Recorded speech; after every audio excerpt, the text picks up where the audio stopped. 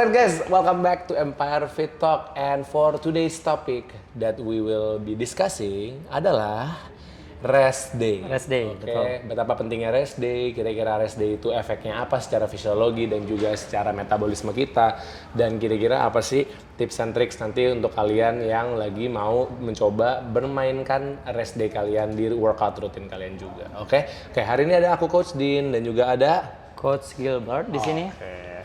Kita mulai dulu ya mungkin Coach Gilbert ya. Aku Iya, mulai boleh, dengan pembukaan, mungkin kita jelasin dulu kira-kira rest day itu apa sih? What is rest day for you? Oke, rest day itu di mana biasanya seseorang itu melakukan aktivitas fisik. Nah, dia itu di hari itu untuk berhenti melakukan aktivitas fisik tersebut.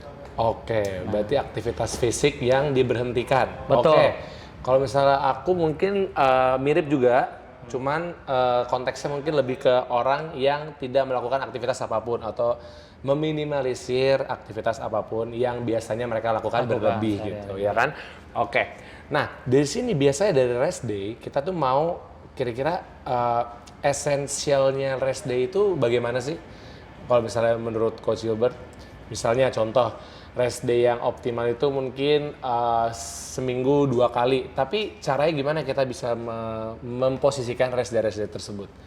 Oke, ini dari sisi aku ya. Ya. Kalau aku biasanya melakukan latihan itu di selang 1 hari. Misalnya, aku latihan itu di hari Senin, Selasanya itu rest day. Rabunya itu lagi, Oke. nah Kamis itu rest, nah Jumat juga. Jadi dia intensitasnya itu nggak selalu tinggi gitu. Dan juga dulu waktu aku atlet ya, itu dimana kita Senin Selasa itu dia high intensity. Jadi dan begitu kita kena di Rabu, kita turunin intensitasnya, tetap lakukan aktivitas latihan seperti biasa, tapi dikurangin. Misalnya dari 100%, nah di hari Rabu kita turunin tuh jadi ke 70% atau 60%. Baru nanti di Kamis, baru kita naikin lagi gitu. Oke, berarti rest day yang selang-seling dengan workout days-nya dan juga menuju akhir minggu kita turunkan intensitas workout-nya juga ya? Betul. Oke, kalau misalnya dari aku sih untuk rest day-nya itu essential-nya ya. Setidaknya seminggu tuh ada 2-3 kali lah. Kita total rest day-nya, atau kita bisa melakukan active recovery. Mungkin kalau kalian ikut mobility class, yoga, pilates dan semacamnya yang model-modelnya lebih ke stretchingin diri kita, itu boleh kita anggap sebagai rest day juga, tapi yang lebih aktif gitu. Karena kan terkadang kita juga tidak mau badan kita tuh terlalu kita diamkan banget gitu kan. Kecuali memang mungkin secapek itu dan sesore itu total rest day itu akan sangat dibutuhkan. Nah, berarti kalau dari aku sih kalau aku mungkin setiap 2 hari atau 3 hari baru rest. Tapi aku memang biasanya kalau workout nggak akan full body. Jadi mungkin upper body, push, habis itu pull, baru leg, atau sebaliknya baru rest, atau mungkin setelah 2 hari workout baru rest kayak gitu. Jadi dimainkannya sih di situ aja sih. Dan pasti kemungkinan besar sih banyakan di weekend restnya daripada di weekdays. Weekdays pasti lebih banyak workoutnya juga. Gitu sih. Oke, sekarang kita kalau misalnya bahas rest day, kira-kira secara fisiologi ya, itu gimana sih dia bekerja, ya kan? Kalau misalnya dari research yang aku suka baca juga, jadi ketika kita olahraga kan kita break down the muscle ya. Iya betul. Kita muscle tear. Betul. Nah, ketika kita tidur, itu dia baru proses repairing muscle-nya. Yang dimana ototnya nanti bisa berkembang lebih bagus lagi kalau asupan nutrisinya juga bagus. Makanya oleh karena itu kita butuh yang namanya sistem parasimpatetik kita untuk nyala, ya kan? Kalau kita sympathetic nervous system kita yang nyala kan itu kan fight or flight simulation system kita.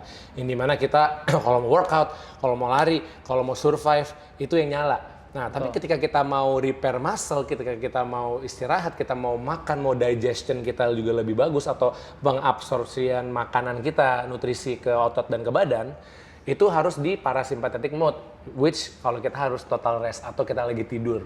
Betul. Nah, jadi dari situ sih. Jadi alhasil kalau kita olahraga kan tadi muscle tear. Nah, itu pasti build up lactate di otot kita tuh sangat tinggi. Betul. Apalagi kita jeda rest day-nya itu makin kecil. Betul. Pasti kan build up terus tuh. Jadi ya fatigue, jadi overtraining. Nah, untuk kita mereduce itu ya rest. Iya, As betul. simple as that. Sesimpel atau sefrustrasi orang, aduh aku nggak bisa rest day coach, karena aku ngerasa kalau nggak gerak nggak enak. Ya tapi terkadang kalau memang apa yang badan kita butuhkan adalah itu, ya harus kita lakukan. Betul. Gitu. Karena apa? Ketika kita tidur, ketika parasympathetic mode-nya on guys, Betul. si laktatnya itu eksesnya akan dibuang pelan-pelan. Itulah tugasnya. Iya. Begitu. Itu kalau dari aku. Mungkin kalau dari Coach Gilbert ada Kalau pengalaman dari juga aku sebagai sih, atlet ya kan. iya. Mungkin pernah capek, pernah overtraining, gimana tuh? Betul, kalau dari aku setuju dengan Coach Din, dan aku tambahin aja sedikit itu, rest day itu bisa juga secara psikologi itu sebagai pemulihan mental juga.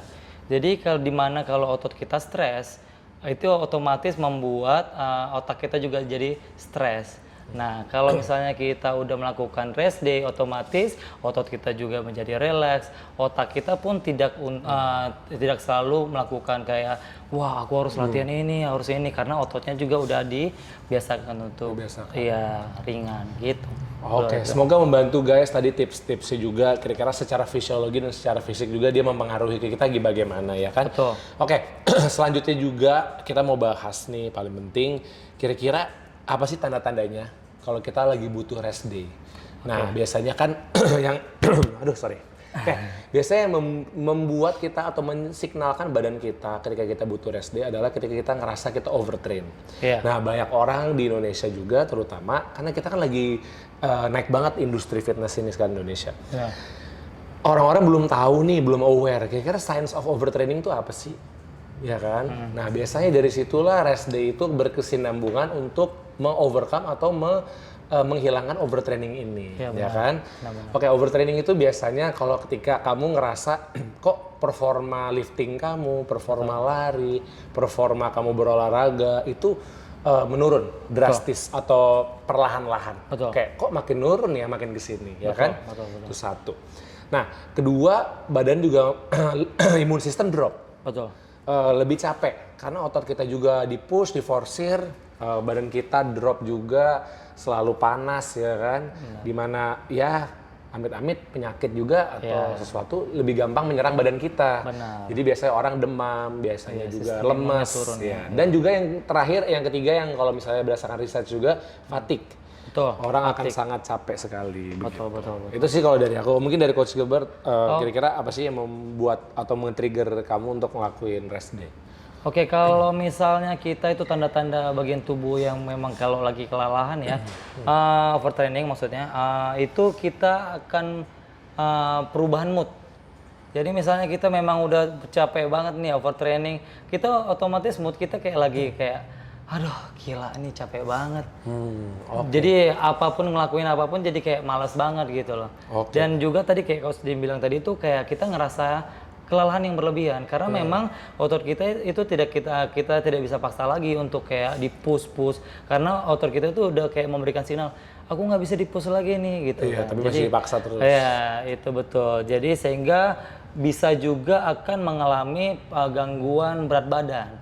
Itu juga bisa akan mempengaruhi. Itu bisa ya. Jadi hasil result dari itu ya. Iya, betul. Karena otot kita stres kan jadi sistem tubuh kita juga jadi berantakan gitu kan. Betul. Jadi berat badan kita juga jadi nggak mau kemana nih ya gitu. Karena memang kembali lagi dari otak kita gitu. Dan yang terakhir mungkin mau nambahin lagi ada juga salah satunya kayaknya akan juga mempengaruhi tidur. Betul. Jadi kalau udah overtraining tidur tuh susah.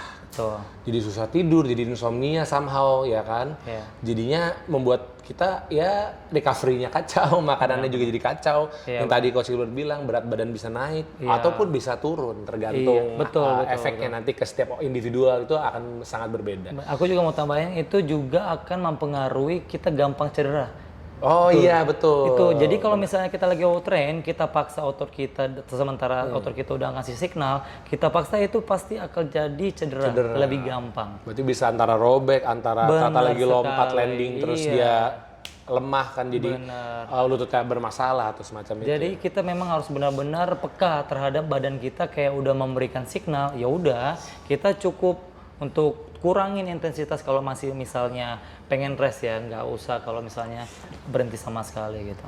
Oke, berarti masih ada dua lagi nih sih yang sebenarnya aku pengen bahas. Iya.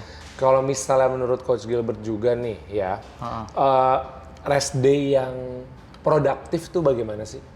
Oke. Iya. Kalau dari aku ya, bilang ini kalau aku dari sisi atlet. Ya. Kalau aku itu rest aktif maksudnya ya. Misalnya aku melakukan gimnastik nih, kayak misalnya backflip, giant swing dan lain-lain sejenisnya. Ya udah, aku kayak melakukan olahraga lain. Misalnya berenang, jalan pagi atau lari santai, itu termasuk aku lakukan sebagai active rest aku gitu. Jadi active rest itu kita mengurangin intensitas yang tadi itu dan badan kita akan sedikit melakukan aktivitas gitu. Oke, berarti mengurangi aktivitas yang kita biasanya spesifik kayak apa yang kita selalu lakuin ke hal lain gitu ya. Benar. Oke, alright. Next, kita juga mau bahas lagi. Oke, terakhir nih kita mau bahas ya. Kira-kira role of nutrition sama sleep kepada rest day itu apa sih? Dan kepada badan kita.